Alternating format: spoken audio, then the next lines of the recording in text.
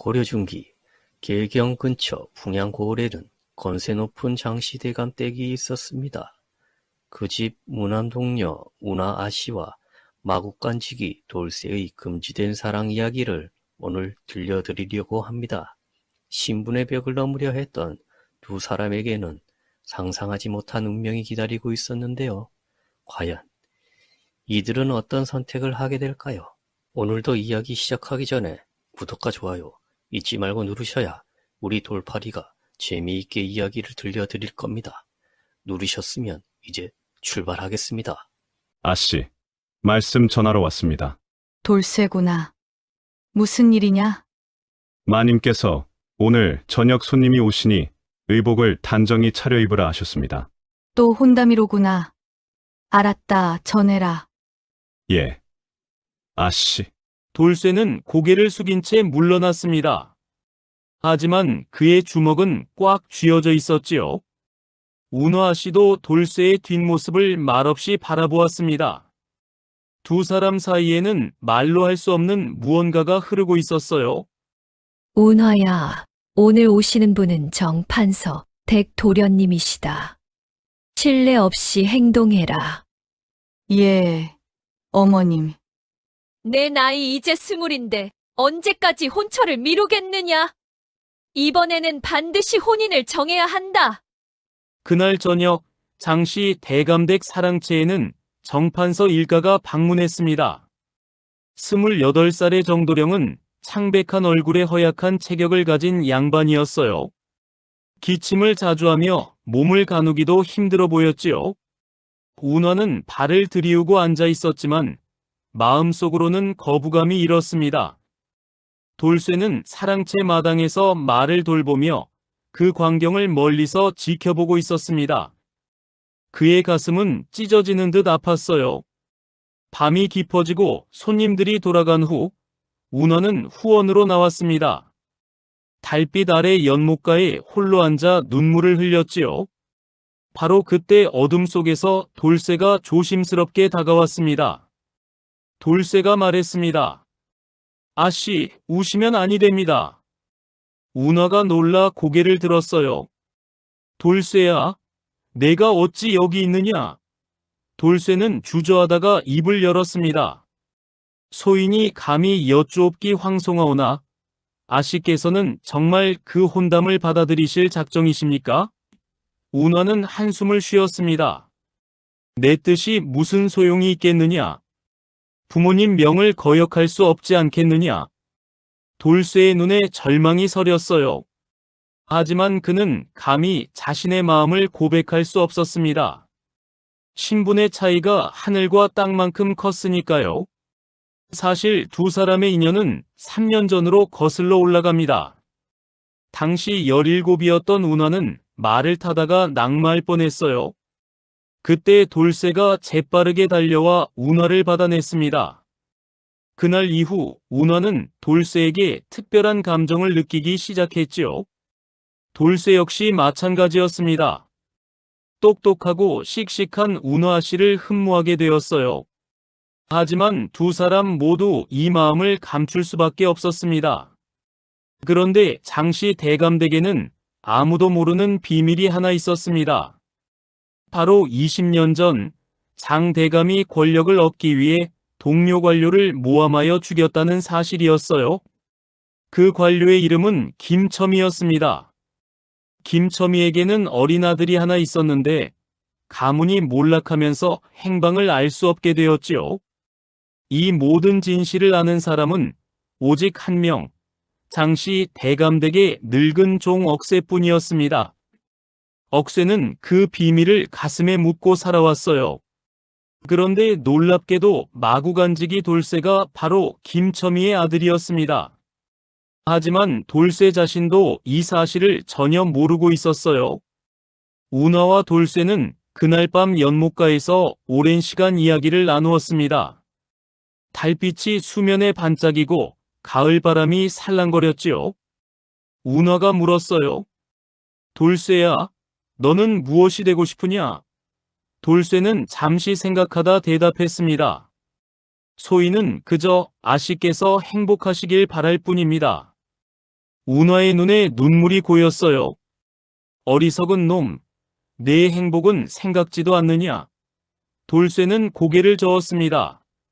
소인 같은 천한 몸이 무슨 행복을 바라겠습니까? 그때 멀리서 박씨 부인의 목소리가 들렸습니다. 운하야, 어디 있느냐? 운하는 황급히 자리에서 일어났어요. 가봐야겠구나. 조심해서 들어가거라. 돌쇠는 운하가 사라지는 뒤태를 한참 동안 바라보았습니다. 그의 가슴 속에는 말할 수 없는 그리움과 슬픔이 차올랐지요. 다음 날 아침 장대감은 사랑채에서 돌쇠를 불렀습니다. 돌쇠야, 내일부터 너는 동대문 밖 별장으로 가서 일하거라. 돌쇠는 깜짝 놀랐어요. 대감마님, 소인이 무슨 잘못을 저질렀습니까? 장대감은 날카로운 눈빛으로 돌쇠를 쏘아보았습니다. 잘못이고 뭐고 없다. 그저 그곳에 일손이 부족하니 가는 것이다. 하지만 돌쇠는 알 수 있었어요. 어젯밤 연못가에서의 일이 들킨 것이었습니다.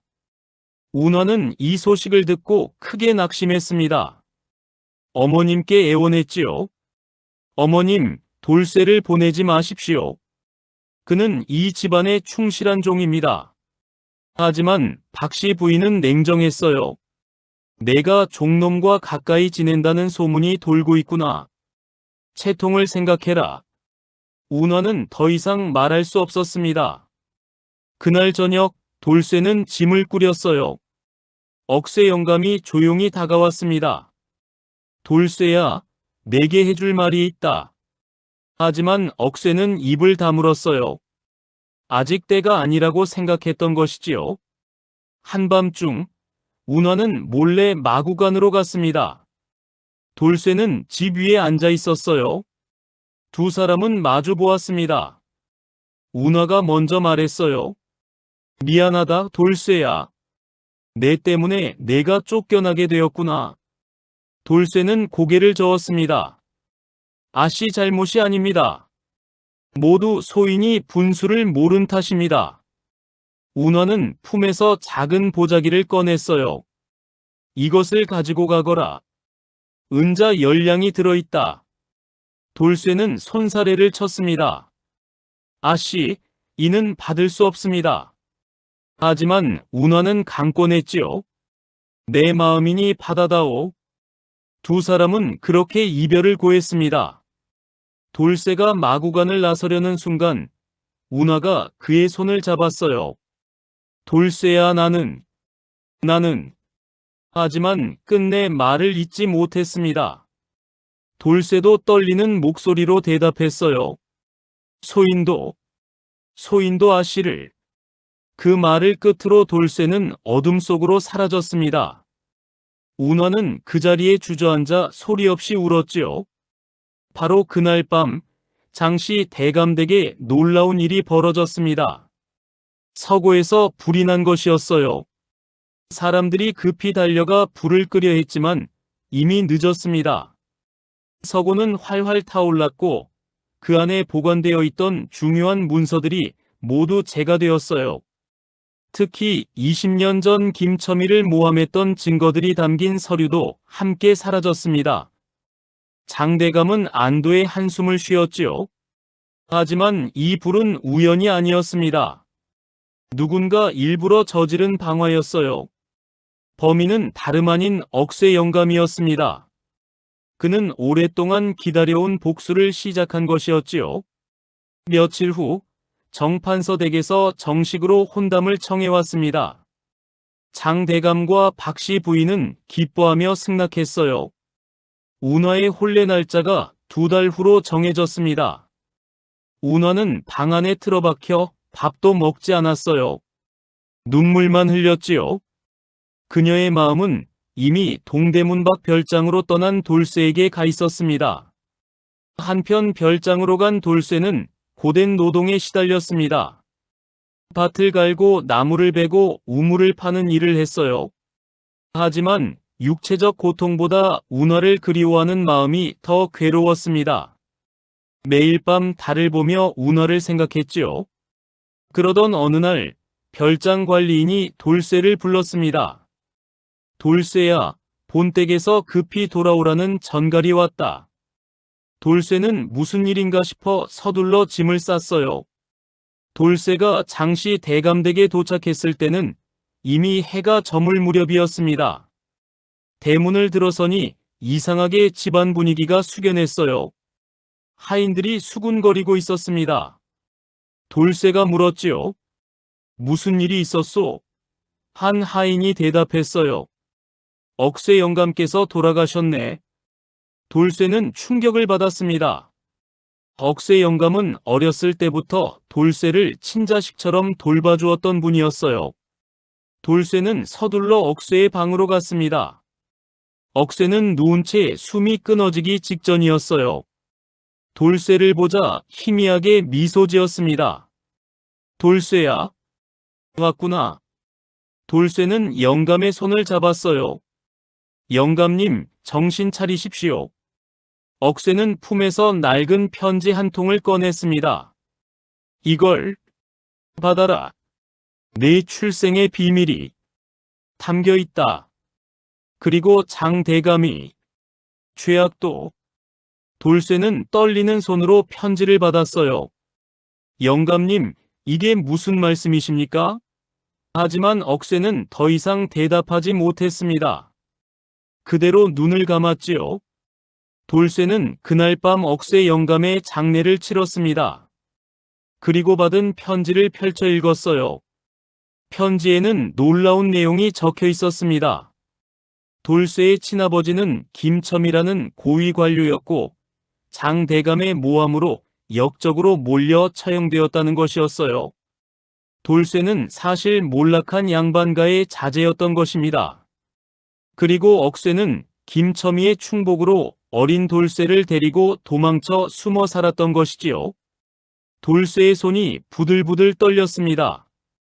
복수해야 한다는 생각과 운하에 대한 사랑이 머릿속에서 충돌했어요.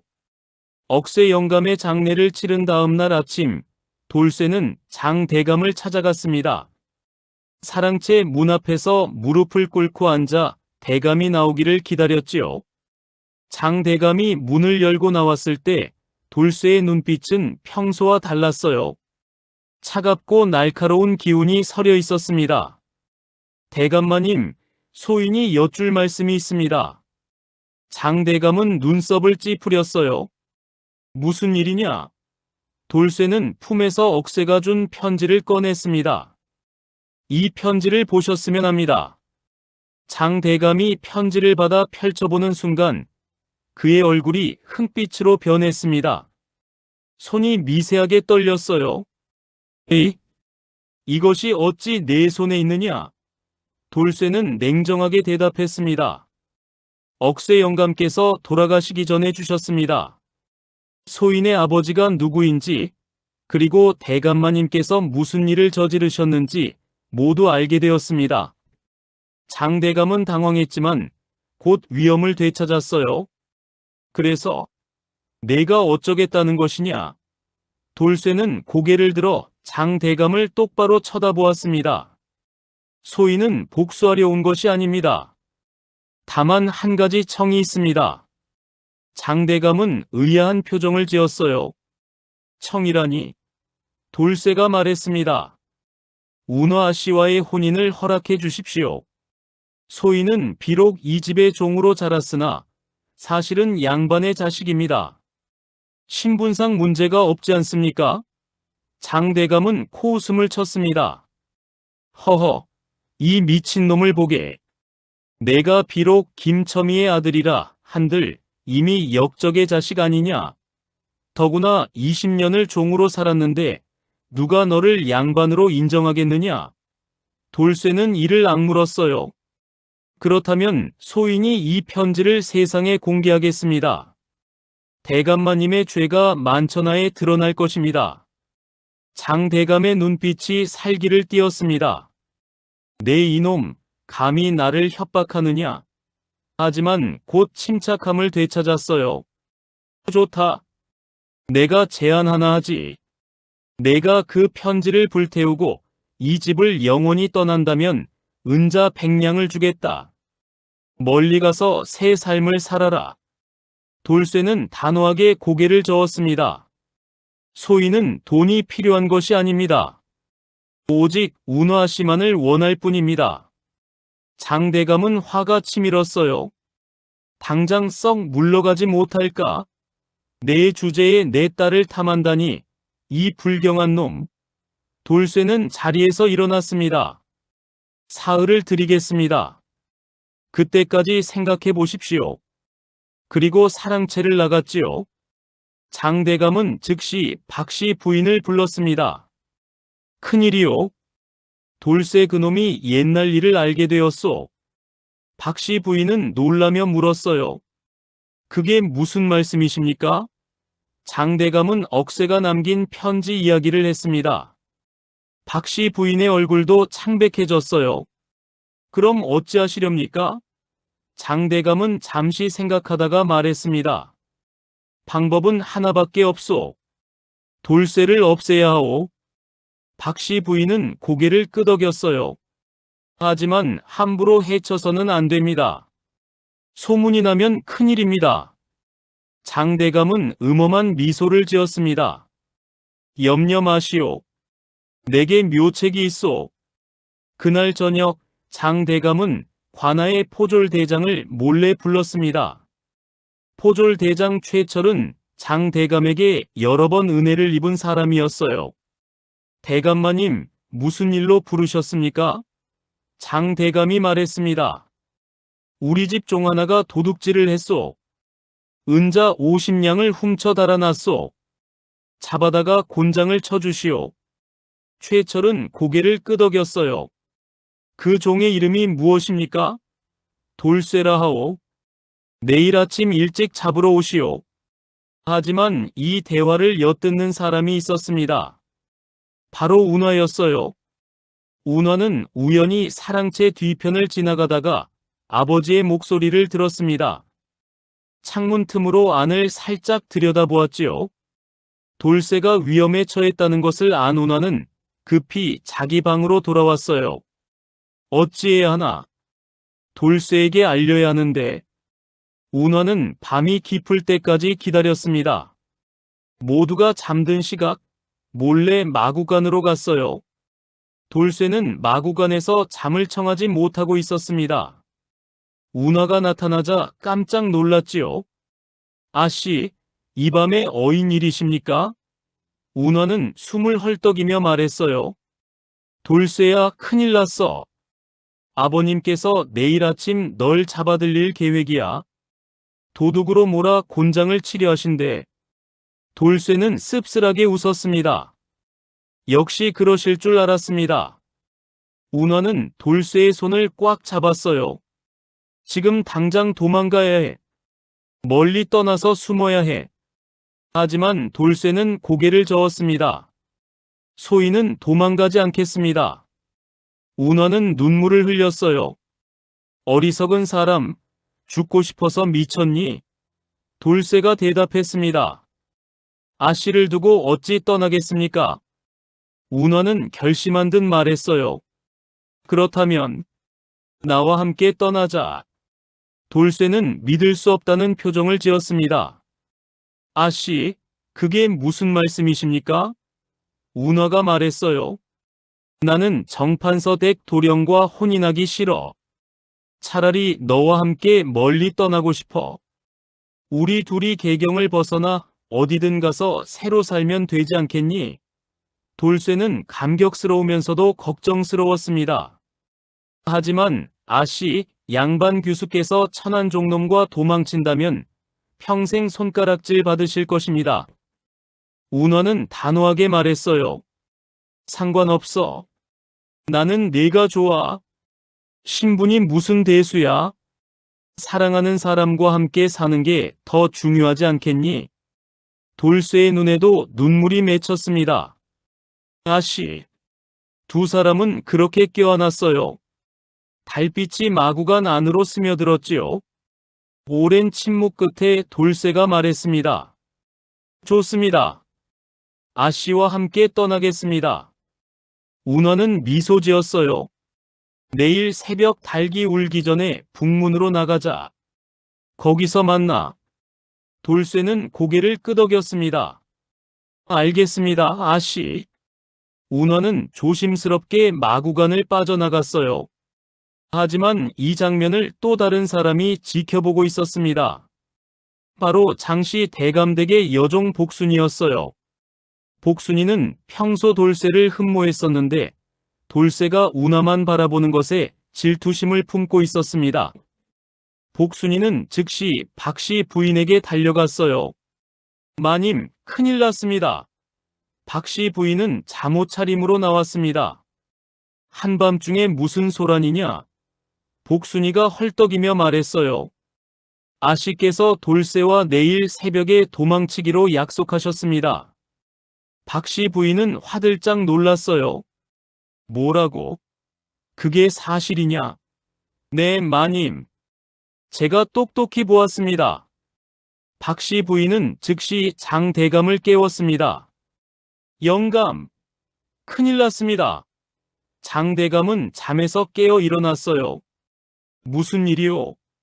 박씨 부인이 복순이에게 들은 이야기를 전했습니다. 장 대감은 분노로 얼굴이 붉어졌어요. 감히 내 딸을 유혹하다니. 당장 잡아들여야겠소. 하지만 박씨 부인은 냉정했습니다. 잠시만 기다리십시오. 좋은 생각이 있습니다. 장 대감이 물었어요. 무슨 생각이요? 박씨 부인이 말했습니다. 내일 새벽 두 사람이 도망칠 때 현장을 잡으면 됩니다. 그리고 돌쇠는 운하를 유괴한 죄로 엄하게 처벌하고 운하는 집에 가두어 버리면 됩니다. 장 대감은 고개를 끄덕였어요. 그것 좋은 생각이요. 그렇게 하시오. 박씨 부인은 복순이에게 말했습니다. 너는 이 일을 아무에게도 말하지 마라. 알겠느냐? 복순이는 고개를 숙였어요. 네, 마님. 하지만 복순이의 마음속에는 복잡한 감정이 소용돌이 쳤습니다. 돌쇠를 사랑했지만 그를 위험에 빠뜨리게 된 것이었어요. 하지만 이미 엎질러진 물이었지요. 다음 날 새벽, 아직 동이 트기 전이었습니다. 운하는 조용히 자기 방을 빠져나왔어요. 간단한 짐 보따리 하나만 들고 북문으로 향했습니다. 돌쇠도 마구간에서 나와 약속 장소로 갔지요. 두 사람은 북문 앞에서 만났어요. 운하가 속삭였습니다. 왔구나. 돌쇠가 대답했어요. 네, 아씨. 자, 어서 가시지요. 두 사람은 조심스럽게 북문을 열었습니다. 바로 그때 사방에서 횃불이 켜지며 사람들이 나타났어요. 장 대감과 박씨 부인, 그리고 포졸들이었습니다. 장 대감이 소리쳤어요. 저놈을 잡아라. 포졸들이 일제히 달려들었습니다. 돌쇠는 운하를 뒤로 감싸며 막아섰어요. 물러서시오. 하지만 포졸들은 돌쇠를 에워쌌습니다. 운하가 소리쳤지요. 아버님, 제발 돌쇠를 해치지 마세요. 장대감은 차갑게 말했습니다. 내 2년 양반의 교수가 종놈과 정을 통하다니 가문의 수치로구나. 운하는 눈물을 흘리며 대답했어요. 아버님, 저는 돌쇠를 사랑합니다. 신분이 무슨 상관입니까? 박씨 부인이 운하를 향해 다가왔습니다. 그리고 따귀를 3개 때렸어요. 철없는 것, 내가 무슨 짓을 하는지 아느냐? 운하는 뺨을 부여잡고 주저앉았습니다. 돌쇠가 분노하며 소리쳤어요. 아씨를 때리지 마시오. 그리고 포졸들을 향해 덤벼들었습니다. 돌쇠는 힘이 센 청년이었어요. 포졸 서넛을 단숨에 내동댕이 쳤지요. 하지만 숫자가 너무 많았습니다. 결국 포졸들에게 붙잡히고 말았어요. 장 대감이 명령했습니다. 저놈을 관하로 끌고 가서 곤장 100대를 쳐라. 그리고 귀양 보내도록 하라. 포졸들이 돌쇠를 끌고 가려 했어요. 운하가 아버지에게 매달렸습니다. 아버님, 제발 안 됩니다. 돌쇠를 보내지 마세요. 하지만 장 대감은 냉혹했어요. 내년은 안채에 가두어라. 홀레일까지 한 발짝도 밖에 나오지 못하게 하라. 하인들이 운하를 붙들어 끌고 갔습니다. 운하는 울부짖었어요. 돌쇠, 돌쇠야. 돌쇠도 소리쳤습니다. 다시. 두 사람은 그렇게 헤어지게 되었지요. 돌쇠는 관아로 끌려갔습니다. 관아 마당에서 곤장을 맞았어요. 한 대, 두 대, 세 대. 매가 등짝에 내려앉을 때마다 피가 튀었습니다. 하지만 돌쇠는 신음소리 하나 내지 않았어요. 이를 악물고 참았습니다. 50대를 맞았을 때 정신을 잃었지요. 포졸들은 물을 끼얹어 깨웠습니다. 그리고 계속 매질을 했어요. 100대의 곤장을 다 맞았을 때 돌쇠는 거의 죽은 것처럼 보였습니다. 피투성이가 되어 쓰러져 있었어요. 포졸 대장 최철이 차가운 목소리로 말했습니다. 이놈을 함경도 북쪽 끝 두만강 근처로 귀양 보내라. 평생 돌아오지 못하게 하라. 포졸들은 돌쇠를 수레에 실었습니다. 그리고 개경을 떠났지요. 한편 장시 대감대 간채에 갇힌 운하는 밥을 먹지 않았습니다. 사흘째 물 한 모금도 입에 대지 않았어요. 박씨 부인이 걱정스러워 찾아왔습니다. 운하야, 밥을 먹어야지. 이러다 죽겠구나. 하지만 운하는 대답하지 않았어요. 그저 벽만 바라보고 앉아 있었습니다. 박씨 부인이 한숨을 쉬었어요. 내가 아무리 버텨도 소용없다. 돌쇠는 이미 멀리 귀양 갔고 내 혼례는 보름 후로 정해졌다. 운하의 눈에서 눈물이 주르륵 흘렀습니다. 그날 밤 운하는 몰래 방문을 열고 나왔습니다. 하인들이 지키고 있었지만 모두 졸고 있었어요. 운하는 조용히 담을 넘었습니다. 그리고 집을 빠져나와 북쪽으로 향했지요. 돌쇠가 간 곳을 찾아가려는 것이었어요. 하지만 여자의 몸으로 혼자 길을 가기는 위험했습니다. 한참을 걷다가 지쳐 쓰러졌어요. 마침 그곳을 지나가던 한 노승이 운하를 발견했습니다. 노승은 근처 암자의 주지 해각 스님이었어요. 스님은 운하를 업고 암자로 데려갔습니다. 며칠간 정성껏 돌봐주었지요. 운하가 정신을 차렸을 때 스님이 물었어요. 보아하니 양반 규수 같은데 어찌 이 깊은 산에 쓰러져 있었소? 운하는 자초지종을 이야기했습니다. 스님은 고개를 끄덕였어요.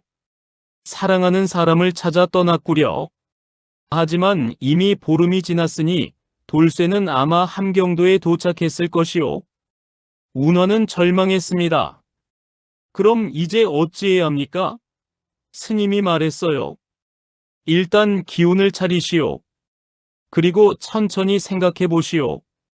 운하는 암자에 머물렀습니다. 한 달이 지났어요. 그동안 장시 대감댁에서는 운하를 찾느라 난리가 났었지요.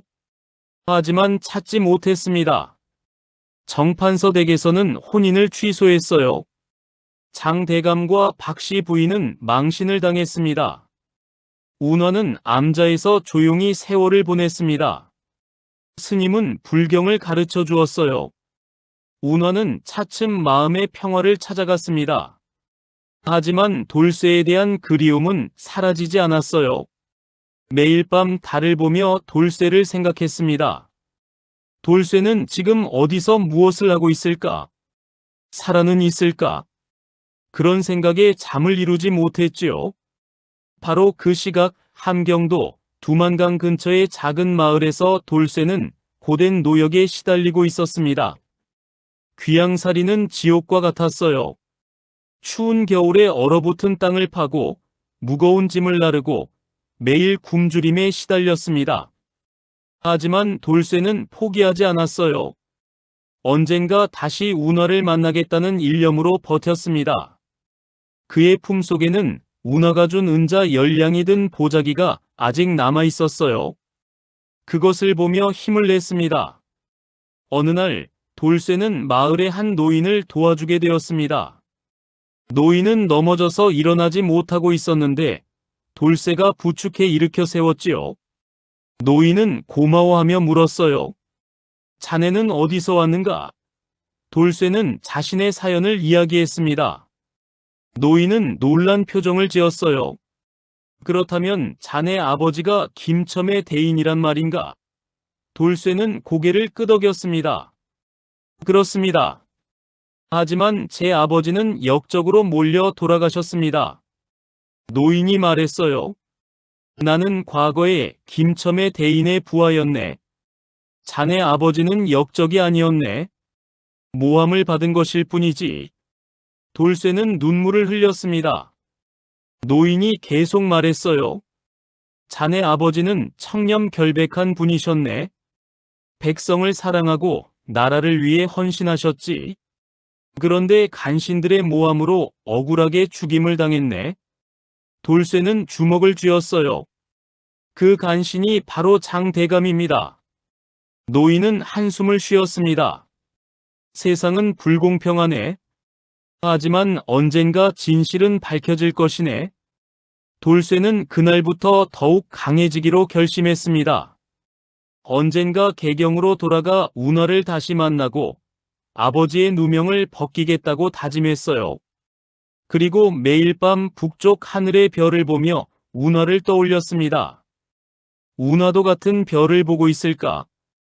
그런 생각을 하며 잠들었지요. 시간이 흘러 1년이 지났습니다.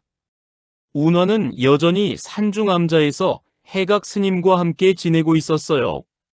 이제는 머리를 깎고 비구니가 되어 법명을 정운이라 지었습니다. 매일 불경을 읽고 참선을 하며 마음을 다스렸지요. 하지만 밤이 되면 여전히 돌쇠 생각에 잠을 이루지 못했습니다. 해각 스님은 운하의 마음을 알고 있었어요. 어느 날 스님이 말했습니다. 정운아, 내 마음속에 아직 집착이 남아있구나. 운하는 고개를 숙였어요. 송구스럽습니다, 스승님. 하지만 돌쇠를 잊을 수가 없습니다. 스님은 한숨을 쉬었습니다. 사람의 인연이란 참으로 오묘한 것이지. 내가 그를 잊지 못한다면 다시 만날 날이 올 것이다. 하지만 그때까지 수행을 게을리하지 마라. 운하는 고개를 끄덕였어요. 명심하겠습니다. 그런데 그날 오후 암자의 뜻밖의 손님이 찾아왔습니다. 바로 복순이었어요. 복순이는 운하를 배신했던 그 여종이었지요. 복순이는 초라한 행색으로 암자 문을 두드렸습니다. 스님, 살려주십시오. 해각 스님이 문을 열자 복순이는 그대로 쓰러졌어요. 운하가 복순이를 알아보고 놀랐습니다. 복순이 아니냐? 어찌 이런 곳까지 왔느냐? 복순이는 눈물을 흘리며 말했어요. 아씨, 용서해 주십시오. 제가 큰 죄를 지었습니다. 운하는 복잡한 심경이었지요. 복순이 때문에 자신과 돌쇠가 헤어지게 되었으니까요.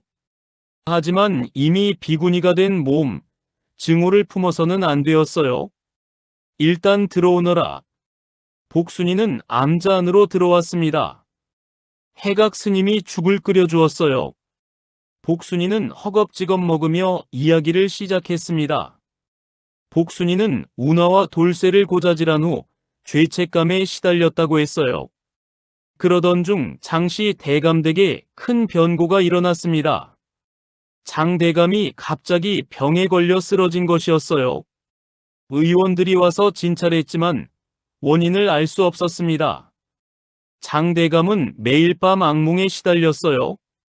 꿈속에서 김첨이가 나타나 복수하겠다고 소리쳤다고 합니다. 장 대감은 점점 야위어갔고 결국 석 달 만에 숨을 거두었지요. 박씨 부인은 남편을 잃고 크게 슬퍼했어요. 하지만 더 큰 불행이 이어졌습니다.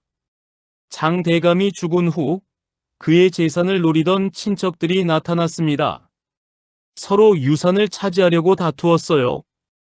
박씨 부인은 혼자 힘으로 그들을 막을 수 없었습니다. 결국 재산의 대부분을 빼앗기고 말았지요. 집도 팔려나갔어요.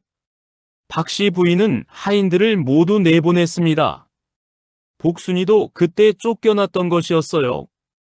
복순이는 갈 곳이 없어 거리를 떠돌다가 운하가 이 암자에 있다는 소문을 듣고 찾아온 것이었습니다.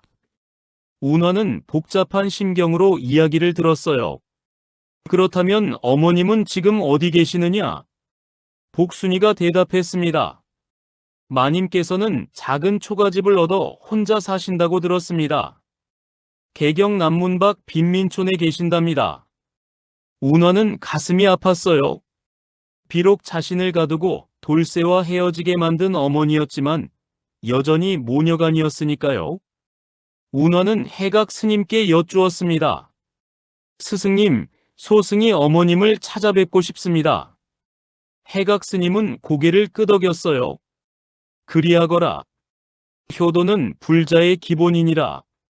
다음날 운하는 복순이와 함께 개경으로 향했습니다. 산을 내려와 사흘을 걸어 개경에 도착했어요. 남문 밖 빈민촌은 비참한 곳이었습니다. 허름한 초가집들이 다닥다닥 붙어 있었고 거리는 오물로 더럽혀져 있었지요. 운하는 복순이의 안내를 따라 한 초가집 앞에 섰습니다. 문을 두드리자 안에서 기침 소리가 들렸어요. 누구냐? 운하가 대답했습니다. 어머님, 저 운하입니다. 문이 열리고 박씨 부인이 나타났습니다. 하지만 1년 전에 그녀가 아니었어요. 머리는 새하얗게 새고 얼굴은 주름투성이었습니다. 굶주림으로 뼈만 남아 있었지요. 박씨 부인은 운하를 보자 눈물을 흘렸어요. 운하야, 정말 내가 맞느냐? 운하도 울음을 터뜨렸습니다. 네, 어머님. 두 사람은 그렇게 껴안고 울었어요. 복순이도 옆에서 눈물을 흘렸습니다. 박씨 부인은 운하를 방 안으로 들였습니다. 방 안에는 아무것도 없었어요. 낡은 이불 하나와 깨진 항아리뿐이었지요. 박씨 부인이 말했습니다. 미안하구나, 운하야. 내게 너무 가혹하게 굴었구나. 돌쇠와 헤어지게 한 것도 너를 가둔 것도 모두 내 잘못이었다. 운하는 고개를 저었어요. 아닙니다, 어머님. 이미 지난 일입니다. 박씨 부인은 한숨을 쉬었습니다. 내 아버지가 돌아가신 후 나는 깨달았다. 신분이나 재산보다 중요한 것이 사람의 마음이라는 것을 말이다. 운하는 어머니의 손을 잡았어요. 어머님, 이제부터 제가 모시겠습니다. 암자로 함께 가시지요. 박씨 부인은 고개를 저었습니다. 아니다. 나는 이곳에서 남은 생을 보내겠다. 이것이 내가 지은 죄에 대한 벌이니라. 운하는 눈물을 흘리며 말했어요. 어머님, 그러지 마십시오. 하지만 박씨 부인은 완고했어요. 그보다 나는 내게 해줄 말이 있다. 운하가 물었습니다. 무슨 말씀이십니까? 박씨 부인이 말했습니다. 돌쇠가 귀양 간 지 1년이 지났다. 그런데 얼마 전 소문을 들었다. 돌쇠가 함경도에서 탈출했다고 한다. 운하는 깜짝 놀랐어요. 정말입니까? 어머님은 어디서 그런 소문을 들으셨습니까? 박씨 부인이 대답했습니다. 이 동네에 함경도에서 온 행상이 있었다. 그가 하는 이야기를 들었다. 귀양살이 하던 젊은이가 관리를 속이고 도망쳤다고 한다. 그 젊은이의 특징이 돌쇠와 똑같았다. 운하의 가슴이 두근거렸어요. 그렇다면 돌쇠가 살아있다는 말씀이신가요?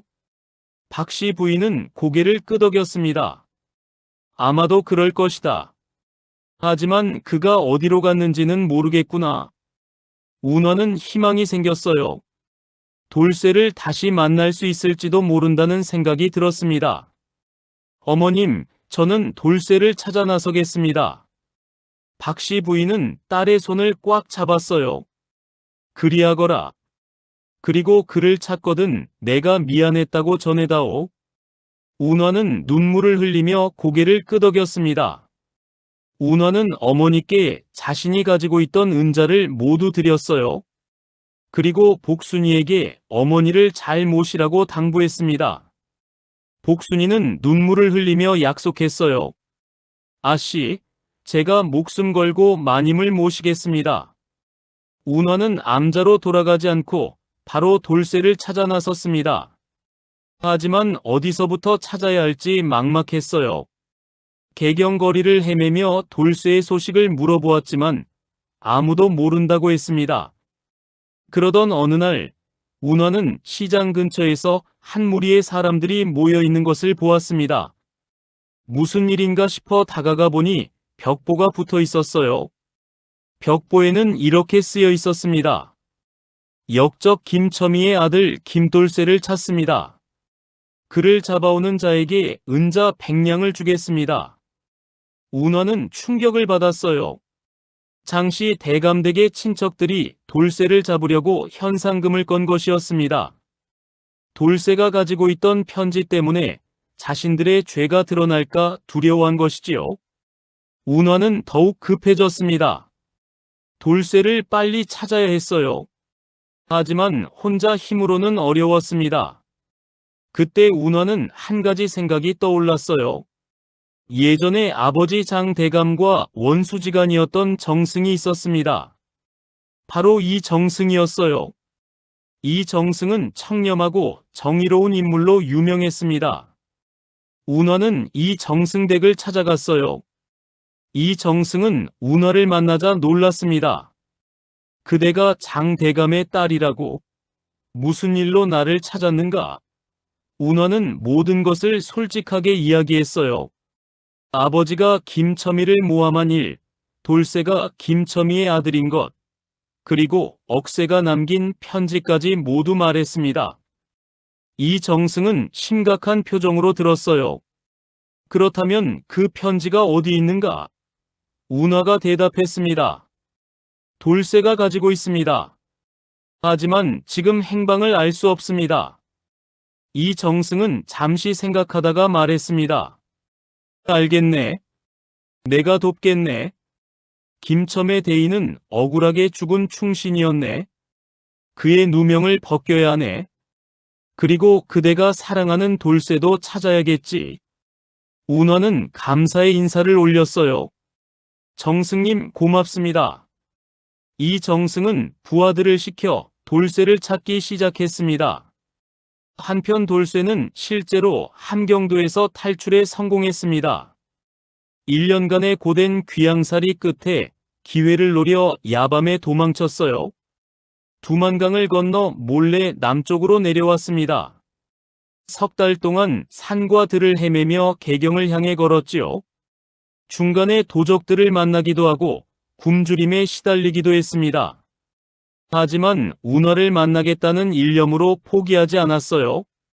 돌쇠가 개경 근처에 도착했을 때는 이미 겨울이 시작되는 때였습니다. 하지만 함부로 개경에 들어갈 수 없었어요. 자신을 찾는 현상금이 걸려 있다는 것을 알았으니까요. 돌쇠는 개경 외곽의 한 폐가에 숨어 지냈습니다. 밤에만 몰래 나와 먹을 것을 구했어요. 그러던 어느 날 돌쇠는 우연히 한 거지 노인을 만났습니다. 노인은 떨고 있었어요. 돌쇠는 자신의 옷을 벗어 노인에게 덮어주었습니다. 노인은 고마워하며 물었어요. 젊은이, 자네는 참 마음씨가 착하구먼. 그런데 왜 이런 곳에 숨어 지내는가? 돌쇠는 자신의 사연을 간략히 이야기했습니다. 노인은 고개를 끄덕이며 말했어요. 그렇다면 내가 도와주지. 나는 비록 거지 신세지만 개경 구석구석을 잘 아네. 내가 찾는 여인의 소식도 알아봐 주겠네. 돌쇠는 감사했어요. 고맙습니다, 노인장. 며칠 후 노인이 돌아와 말했습니다. 운화라는 여인에 대해 알아보았네. 그녀는 산중암자에서 비구니가 되었다가 최근에 개경으로 왔다고 하네. 지금은 이 정승댁에 머물고 있다더군. 돌쇠는 깜짝 놀랐어요. 정말입니까? 그렇다면 제가 찾아가야겠습니다. 하지만 노인이 말렸습니다. 아직 때가 아니네. 자네를 잡으려는 자들이 곳곳에 있네. 조금만 더 기다리게. 돌쇠는 초조했지만 참았습니다. 그리고 매일 밤 이 정승댁 근처를 배회하며 운하의 모습을 보려고 했어요. 어느 날 밤 정말로 운하를 보게 되었습니다. 운하는 정승댁 정원을 거닐고 있었어요. 달빛 아래 그녀의 모습은 1년 전보다 야위었지만 여전히 아름다웠습니다. 돌쇠는 담 너머로 운하를 바라보며 눈물을 흘렸어요. 아씨. 하지만 감히 부를 수 없었습니다. 자신의 모습을 보이면 운하가 위험해질 수도 있었으니까요. 바로 그때 운하가 고개를 들었습니다. 마치 누군가의 시선을 느낀 것처럼요. 주위를 둘러보았지만 아무도 없었어요. 운하는 한숨을 쉬며 중얼거렸습니다. 돌쇠야, 너는 지금 어디 있느냐? 사람만 있다면 제발 나타나다오. 돌쇠는 그 목소리를 들었어요. 가슴이 찢어지는 것 같았습니다. 하지만 여전히 나타날 수 없었어요. 다음 날, 이 정승은 조정에 상소를 올렸습니다. 20년 전 김첨희의 영모 사건을 재조사해야 한다는 내용이었어요. 김첨희는 억울하게 죽었을 가능성이 크다고 주장했습니다. 조정은 발칵 뒤집혔어요. 이미 끝난 사건을 왜 다시 꺼내느냐며 반대하는 신하들이 많았습니다. 하지만 임금은 이 정승의 말에 귀를 기울였어요. 재조사를 명령했습니다. 이 소식이 퍼지자 장씨 대감댁의 친척들은 크게 당황했습니다.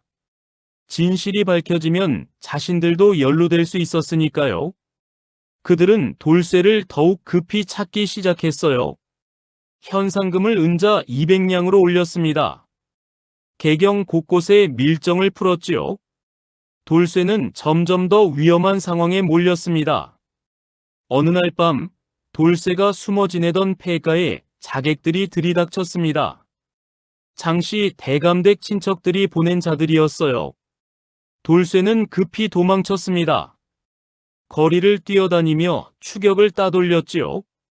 하지만 자객들은 끈질겼습니다. 결국 돌쇠는 막다른 골목에 몰렸어요. 앞에는 높은 담벽, 뒤에는 자객들이 다가오고 있었습니다. 돌쇠는 각오를 다졌어요. 여기서 죽을 수는 없다. 운하를 다시 만나야 한다. 바로 그때 골목 위에서 밧줄이 내려왔습니다. 누군가 도와주는 것이었어요. 돌쇠는 주저없이 밧줄을 잡고 올라갔습니다. 담벽 위에는 검은 옷을 입은 사람이 서 있었어요. 얼굴을 가리고 있어서 누군지 알 수 없었습니다. 그 사람이 말했어요. 빨리 따라오시오. 돌쇠는 그 사람을 따라 지붕 위를 뛰어다녔습니다. 자객들은 그들을 놓쳤지요. 안전한 곳에 도착했을 때 그 사람이 얼굴을 드러냈습니다. 돌쇠는 깜짝 놀랐어요. 그 사람은 바로 운하였습니다. 다시 운하도 눈물을 흘리며 돌쇠를 껴안았어요. 돌쇠야, 정말 내가 맞구나. 살아있었구나. 두 사람은 1년 만에 재회했습니다. 그 감격은 말로 표현할 수 없었어요. 운하와 돌쇠는 이 정승이 마련해준 은신처에 숨었습니다. 작은 별채였는데 아무도 찾아오지 않는 조용한 곳이었어요. 두 사람은 1년 만에 재회를 기뻐하며 밤새 이야기를 나누었습니다. 돌쇠는 함경도에서의 고된 생활을, 운하는 암자에서의 시간을 이야기했어요. 서로의 손을 꽉 잡고 눈물을 흘렸지요. 이제 다시는 헤어지지 말자고 약속했습니다. 다음 날 아침, 이 정승이 별채를 찾아왔습니다. 돌쇠야, 내가 가지고 있다는 억새의 편지를 보여주겠느냐? 돌쇠는 품속에서 편지를 꺼냈어요. 1년 넘게 품에 지니고 다녔던 그 편지였습니다. 이정승은 편지를 펼쳐 읽었습니다. 편지에는 20년 전 사건의 전말이 자세히 적혀 있었어요. 장 대감이 어떻게 김첨희를 모함했는지, 어떤 거짓 증거를 만들었는지, 누가 공모했는지 모두 기록되어 있었습니다. 이정승은 고개를 끄덕였어요. 이것이면 충분하네. 조정에 제출하겠네. 하지만 운하가 걱정스럽게 말했습니다. 정승님, 하지만 이 편지만으로 충분할까요? 장씨 대감댁 친척들이 온갖 수단을 동원해 막으려 할 것입니다. 이정승은 미소 지었어요. 염려 마시게. 나에게도 계획이 있네. 조정회의에서 이 편지를 공개하고 증인을 세우겠네. 그리고 임금께 직접 아뢰어 재조사를 확실히 진행하도록 하겠네. 돌쇠는 깊이 절을 했습니다. 정승님, 은혜를 잊지 않겠습니다. 사흘 후 조정 대신들이 모두 모인 자리에서 이정승이 일어났습니다. 임금께 아뢰옵니다. 20년 전 김첨의 대인의 영모 사건에 대해 새로운 증거를 발견했습니다. 조정이 술렁거렸어요. 장씨 대감댁 친척 중 한 명인 장인걸이라는 자가 벌떡 일어났습니다. 이정승, 이미 끝난 사건을 왜 자꾸 들춰내는 것이오? 이정승은 냉정하게 대답했습니다. 진실을 밝히기 위해서입니다. 억울하게 죽은 충신의 명예를 회복해야 하지 않겠습니까? 이정승은 억쇠의 편지를 임금께 올렸습니다. 임금이 편지를 읽는 동안 조정은 조용했어요. 임금의 얼굴이 점점 굳어갔습니다. 편지를 다 읽은 임금이 말했어요. 이것이 사실이라면 큰일이로다. 김첨희는 역적이 아니라 충신이었다는 말인가? 장인걸이 황급히 나섰습니다. 전하, 그 편지는 위조된 것입니다. 믿으실 수 없습니다. 이정승이 반박했습니다. 위조가 아님을 증명할 증인이 있습니다. 바로 그때 조정 밖에서 한 사람이 들어왔습니다. 바로 돌쇠였어요. 돌쇠는 관복은 아니었지만 깨끗한 옷을 입고 의연한 모습으로 걸어 들어왔습니다. 씨는 김첨희의 아들 김돌쇠입니다. 조정이 다시 술렁거렸어요. 장인걸의 얼굴이 창백해졌습니다. 저놈을 잡아들이시오. 저자는 귀양에서 도망친 죄인입니다. 하지만 임금이 손을 들어 제지했어요. 잠깐 기다려보자. 김돌쇠, 내 말을 들어보겠다. 돌쇠는 무릎을 꿇고 절을 올렸습니다.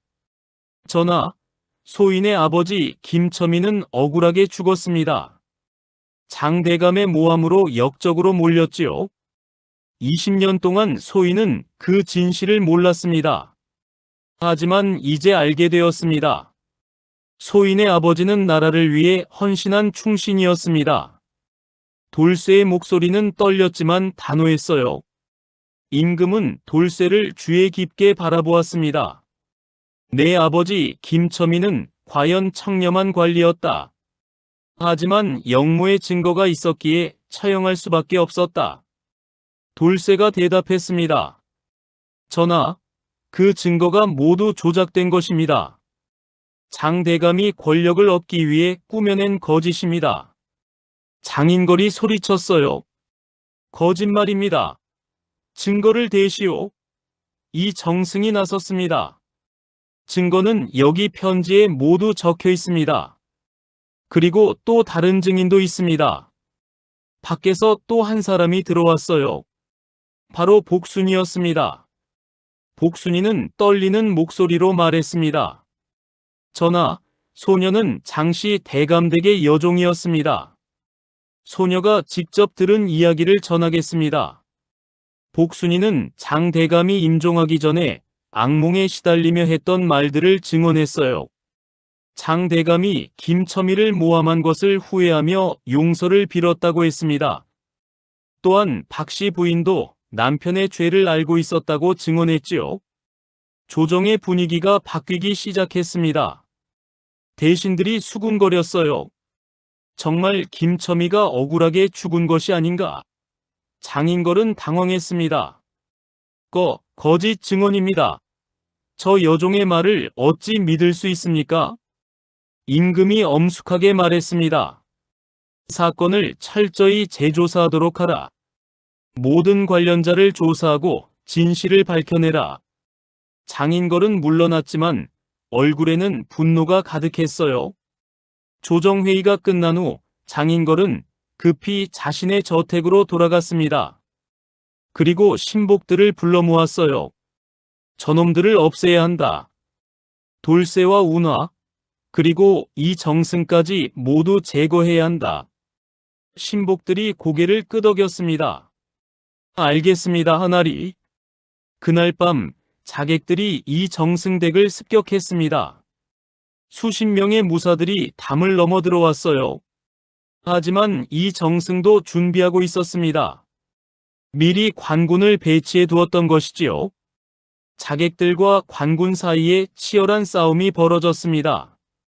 칼과 칼이 부딪히는 소리가 밤하늘에 울려 퍼졌어요. 돌쇠도 칼을 들고 싸웠습니다. 1년간의 고된 귀양살이로 더욱 강해진 그는 여러 자객을 물리쳤어요. 운하는 별채에 숨어 있었지만 가만히 있을 수 없었습니다. 돌쇠가 위험하다는 생각에 밖으로 뛰쳐나갔어요. 바로 그때 한 자객이 운하를 향해 칼을 휘둘렀습니다. 아씨! 돌쇠가 소리치며 달려왔어요. 간발의 차이로 운하를 구했습니다. 하지만 그 과정에서 돌쇠의 팔에 칼이 스쳤지요. 피가 흘렀습니다. 운하가 비명을 질렀어요. 돌쇠야! 돌쇠는 괜찮다고 말하며 운하를 감쌌습니다. 결국 관군이 자객들을 모두 제압했습니다. 몇몇은 잡혔고 나머지는 도망쳤어요. 이 정승이 나와 상황을 확인했습니다. 다들 무사한가? 돌쇠가 대답했습니다. 네, 정승님. 다만 소인이 작은 상처를 입었을 뿐입니다. 운하는 급히 천을 찢어 돌쇠의 상처를 감싸주었어요. 돌쇠는 운하의 손을 잡으며 미소 지었습니다. 걱정 마시오, 아씨. 이 정도는 아무것도 아니오. 다음 날 잡힌 자객들이 신문을 받았습니다. 그들은 장인걸의 지시로 움직였다고 자백했어요. 조정은 즉시 장인걸을 체포했습니다. 장인걸은 발악했지만 소용없었어요. 임금 앞에 끌려와 무릎을 꿇었습니다. 임금이 노하여 말했어요. 내 놈이 감히 조정 대신을 습격하다니. 그것도 거짓을 덮기 위해서라니. 장인걸은 변명했습니다. 전하, 저는 단지 가문의 명예를 지키려 했을 뿐입니다. 임금이 차갑게 말했습니다.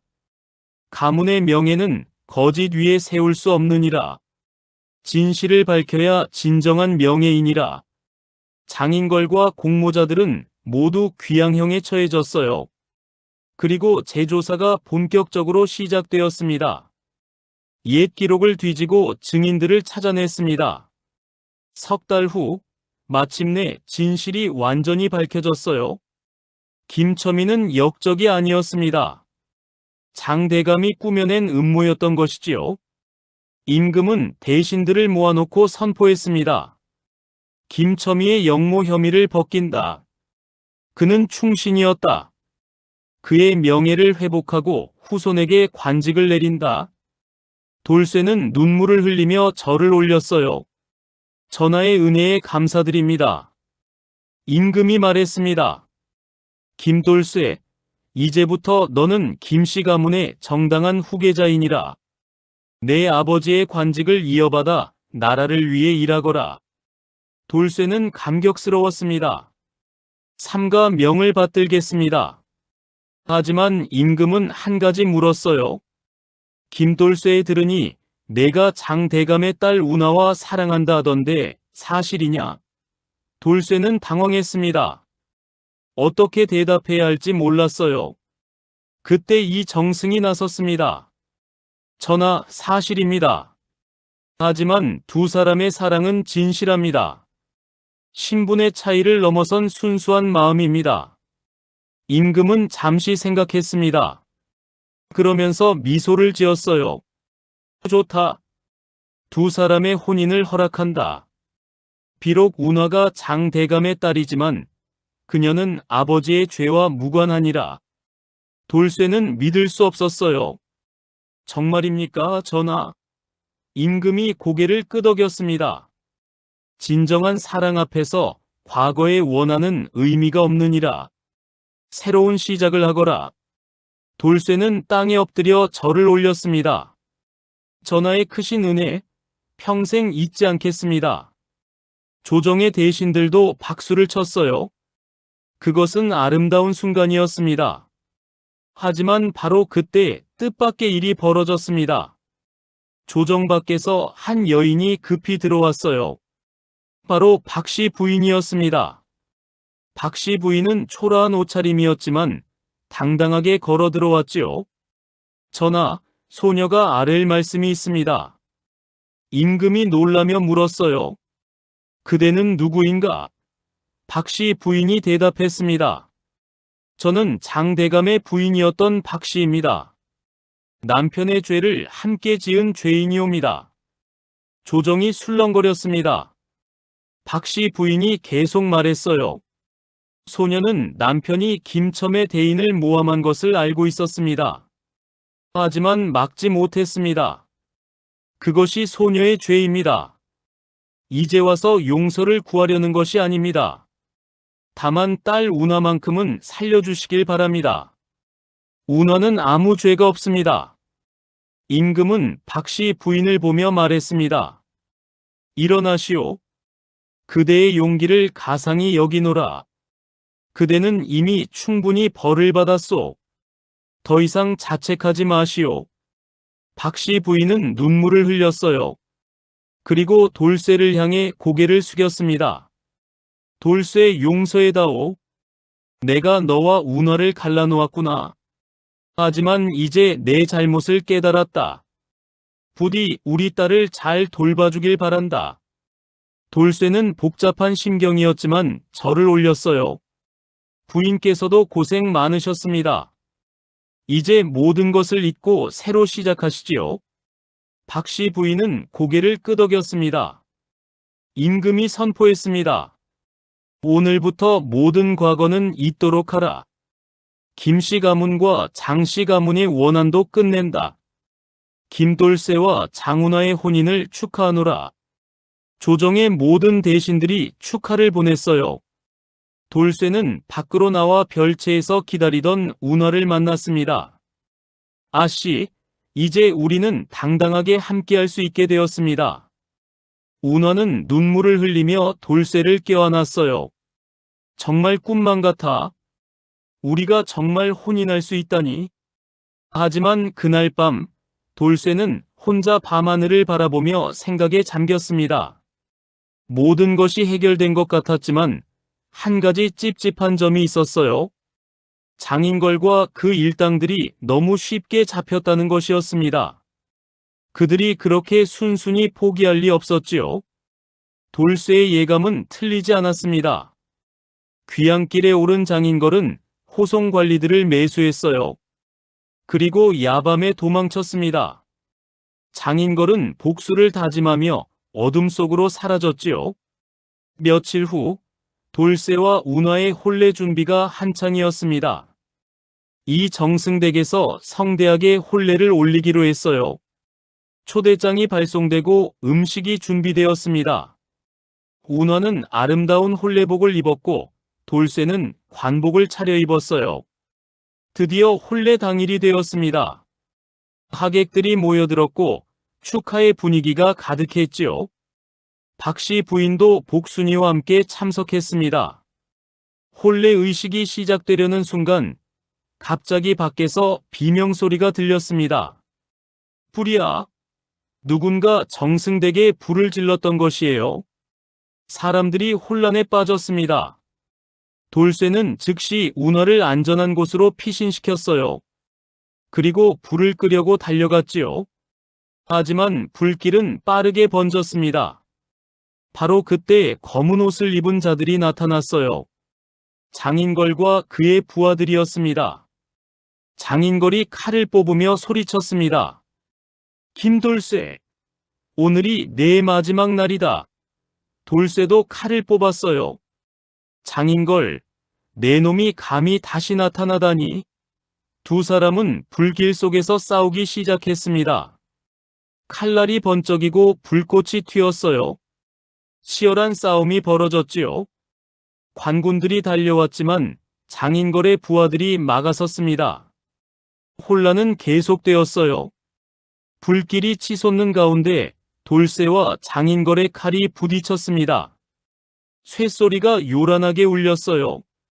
장인걸은 광기 어린 눈빛으로 돌쇠를 공격했습니다. 내 놈만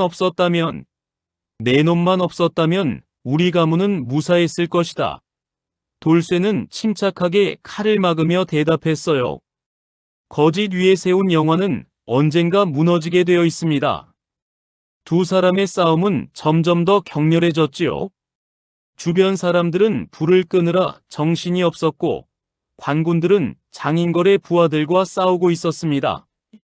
운하는 안전한 곳에 있었지만 돌쇠가 걱정되어 밖으로 나왔어요. 불길 너머로 두 사람이 싸우는 모습이 보였습니다.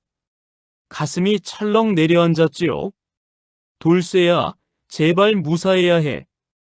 운하는 두 손을 모아 기도했습니다. 바로 그때 장인걸이 비수를 꺼내 돌쇠를 향해 던졌어요. 돌쇠는 간발의 차이로 피했지만 비수는 그의 뺨을 스쳤습니다. 피가 흘렀어요. 장인걸은 그 틈을 노려 돌쇠에게 달려들었습니다.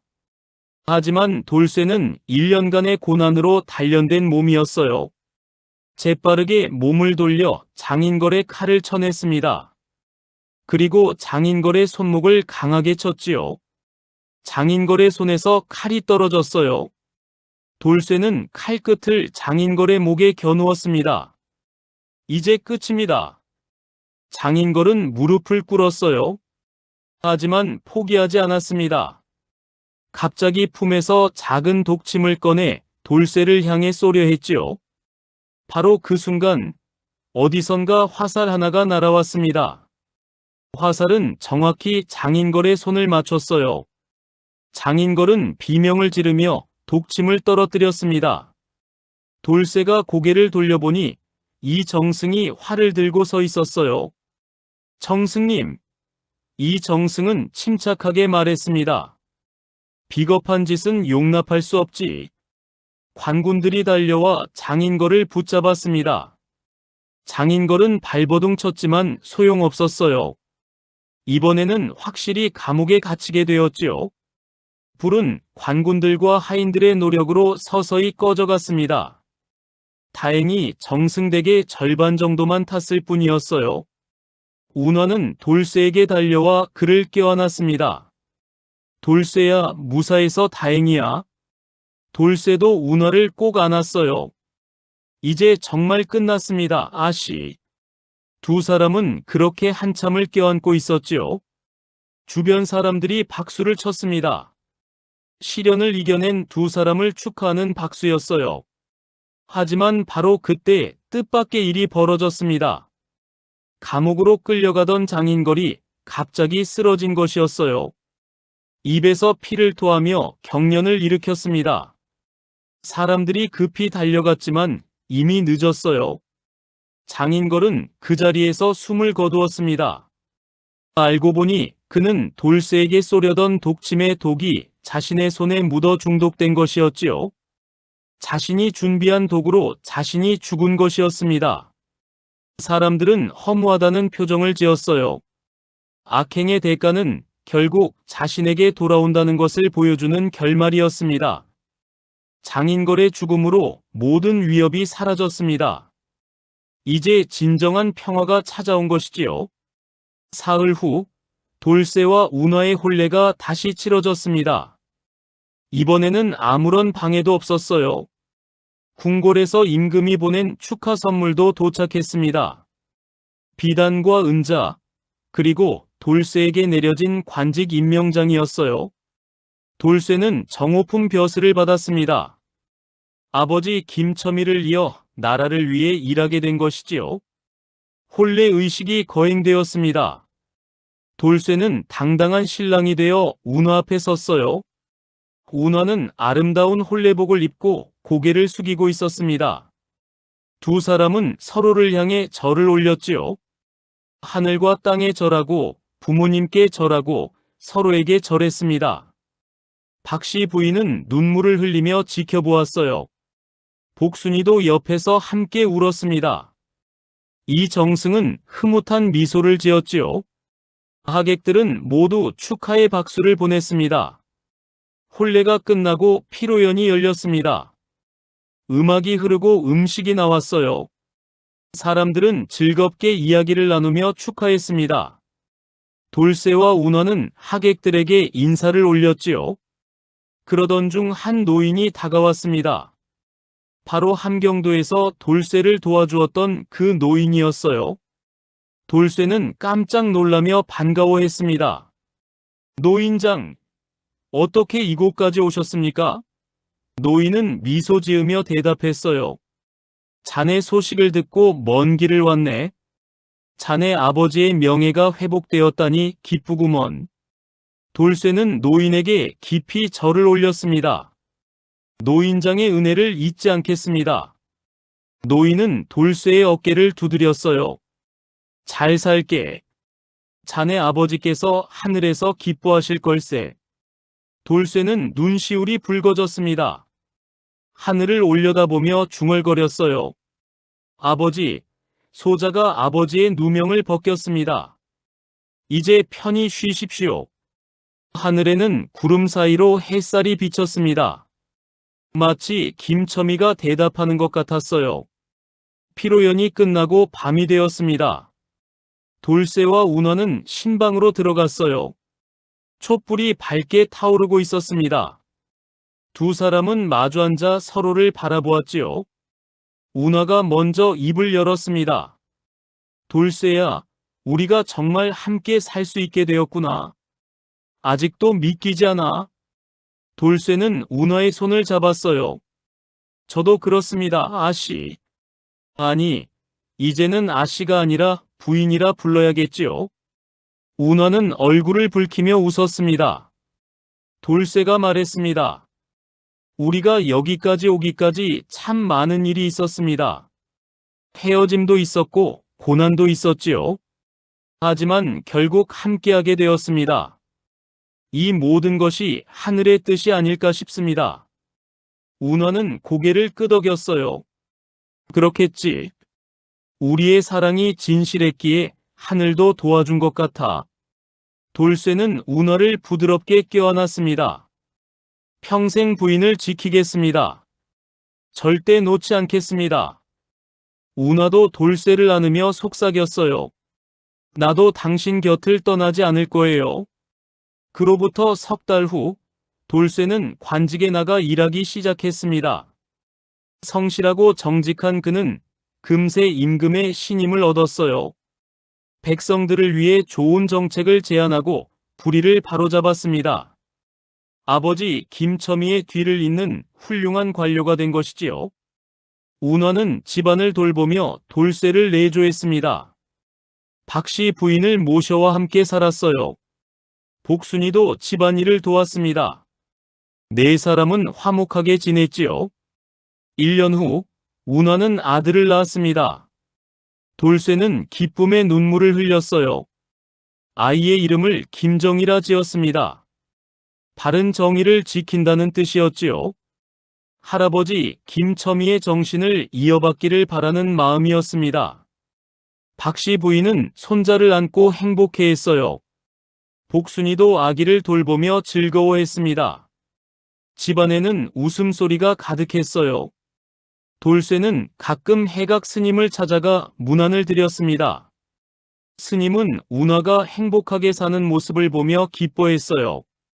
정운아, 아니 이제는 운하라 불러야겠구나. 내가 행복해 보여 스승도 기쁘다. 운하는 스님께 절을 올렸습니다. 스승님의 가르침 덕분입니다. 스님은 고개를 저었어요. 아니다.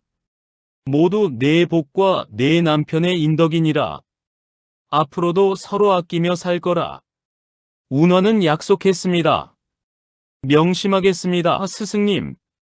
세월이 흘러 3년이 지났습니다. 돌쇠는 더욱 높은 관직에 올랐어요. 정삼품 당상관이 되어 나라의 중요한 일을 맡게 되었습니다. 임금은 돌쇠를 매우 신뢰했지요. 운하는 딸도 낳아 두 아이의 어머니가 되었습니다. 집안은 날로 번창했어요. 하지만 돌쇠와 운하는 부와 권력에 교만하지 않았습니다. 늘 겸손하게 살았고 어려운 사람들을 도왔지요. 박씨 부인은 손주들을 돌보며 평화로운 노년을 보냈습니다. 과거의 죄책감에서 벗어나 마음의 평안을 찾았어요. 복순이는 좋은 남편을 만나 결혼했습니다. 돌쇠와 운하가 혼처를 구해준 덕분이었지요. 복순이도 행복하게 살았습니다. 이 정승은 여전히 조정에서 활약하며 나라를 위해 헌신했어요. 돌쇠를 아들처럼 아끼며 좋은 조언을 해주었습니다. 어느 가을날 돌쇠와 운하는 두 아이를 데리고 아버지 김첨이의 묘소를 찾았습니다. 임금의 명으로 복원된 묘소는 잘 정돈되어 있었어요. 돌쇠는 묘 앞에 무릎을 꿇고 절을 올렸습니다. 아버지, 소자가 왔습니다. 아버지의 명예를 회복했고 좋은 가정을 이루었습니다. 부디 편히 쉬소서. 운하도 옆에서 절을 올렸어요. 아버님, 며느리 운하입니다. 아버님의 아들을 잘 모시겠습니다. 두 아이도 할아버지께 절을 올렸지요. 묘소를 떠나며 돌쇠는 하늘을 올려다보았습니다. 맑은 가을 하늘에 구름이 유유히 흘러가고 있었어요. 운하가 돌쇠의 손을 잡았습니다. 당신 덕분에 행복해요. 돌쇠가 미소 지으며 대답했어요. 저야말로 부인 덕분입니다. 우리 함께 이 행복을 오래오래 지켜나갑시다. 운하는 고개를 끄덕였어요. 네, 그렇게 해요. 두 아이가 부모의 손을 잡고 깔깔 웃었습니다. 가족은 그렇게 함께 집으로 돌아갔지요. 그날 밤 돌쇠는 억새 영감이 준 그 편지를 다시 꺼내 보았습니다. 이 편지 덕분에 아버지의 누명을 벗겼고 운하와 함께할 수 있었어요. 돌쇠는 편지를 조심스럽게 접어 보관했습니다. 자손 대대로 물려줄 가보로 삼기 위해서였지요. 그리고 창밖을 바라보았습니다. 달빛이 고요히 집안을 비추고 있었어요. 운하가 아이들을 재우고 돌쇠 옆에 앉았습니다. 두 사람은 말없이 서로의 손을 잡았지요. 세상에는 많은 어려움과 시련이 있습니다. 신분의 차이도, 과거의 원한도, 세상의 편견도 있지요. 하지만 진실한 사랑과 정의는 결국 모든 것을 이겨냅니다. 돌쇠와 운하는 그것을 증명했어요. 두 사람은 평생 서로를 아끼며 살았습니다. 자녀들을 잘 키워 훌륭한 사람으로 만들었어요. 백성들은 돌쇠 부부를 칭송했고 그들의 이야기는 오래도록 전해졌습니다. 훗날 돌쇠가 늙어 임종을 맞이할 때 운하가 곁을 지키고 있었습니다. 돌쇠는 운하의 손을 꽉 잡으며 말했어요. 부인, 평생 함께해 주어서 고맙소. 당신과 함께한 삶이 행복했소. 운하는 눈물을 흘리며 대답했습니다. 저야말로 고마워요. 당신을 만나 진정한 사랑을 알았어요. 돌쇠는 미소 지으며 눈을 감았습니다. 운하는 남편의 손을 놓지 않았어요. 그렇게 두 사람은 죽음조차 갈라놓을 수 없는 사랑을 지켜냈습니다. 운하도 1년 후 돌쇠를 따라갔습니다.